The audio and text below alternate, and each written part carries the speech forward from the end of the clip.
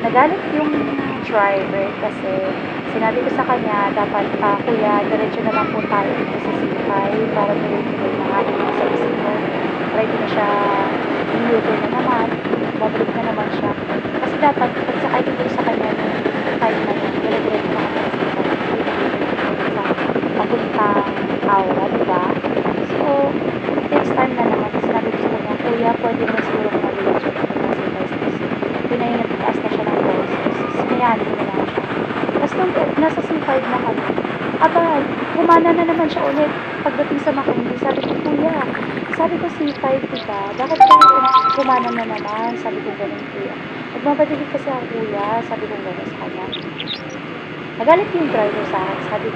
Sabi ko sa kanya, bakit kayo nagagalit, kuya? Sinabi ko lang naman na dito tayo sa C5. Sabi ko, hindi naman C5 yung dinaanan mo. Sabi ko kasi sa kanya, sabi niya kasi, oo, sige po ma'am, C5 na lang. Tapos, pagdating niya sa Makindi, kumanan siya. So, ano, magpakanan na naman. Bakit siya kumana doon sa Makindi?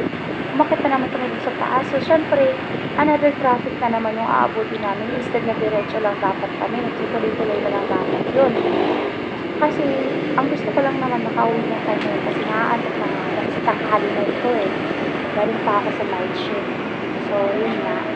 So, nagalit si kuya. So, binarurot niya ng takbo. Nung pa akong tumalis ng 5 minutes. Siya lang po ng video.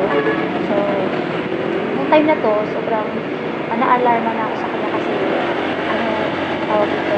Nung sobrang nakarurot niya. So, kinuha ko yung cellphone ko ng video. Design ako ng video para in case na kung ano na mangyari sa akin. Mayroon akong proof or mayroon akong tawag ito,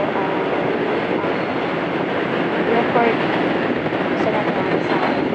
So, yun na nga. Siguro napansin niya na nag-video na ako. Bigla siyang nag-ignore. Hindi na siya humarulot ng time na to, malapit na kami dito. Malapit na kami sa Pasay. Actually, Pasay na nga to eh. Punta na to ng gate 3. Punta na to sa Terminal 3. Yung time na to. So, pwede na. So, nag-ignore na siya dito sa mga kanina. Hindi talaga siya ginagawa. Kasi, baka mamaya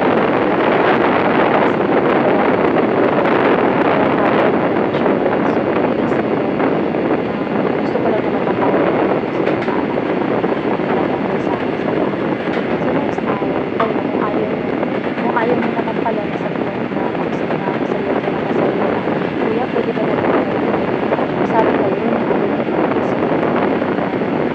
kasi ang nag-isip lang naman natin makaulit so yung na pag-ayaw mo dire-diretso na daan nakalimutan so yung pala siya sa kayo so pasensya na kuya sabi ako na dito dapat tayo dadaan para diretso na tayo para gusto ko lang na makauwi nagalit ka. So, next time, magsabi mo, magpila na lang kayo magkakalit sa sa pasahero nyo, sisigawan nyo yung pasahero.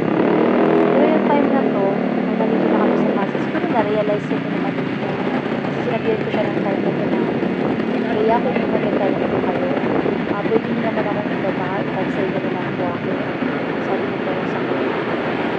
Hindi yung dapat na pag-ibig kayo. Kasi tama is nakikita kayo sa kasi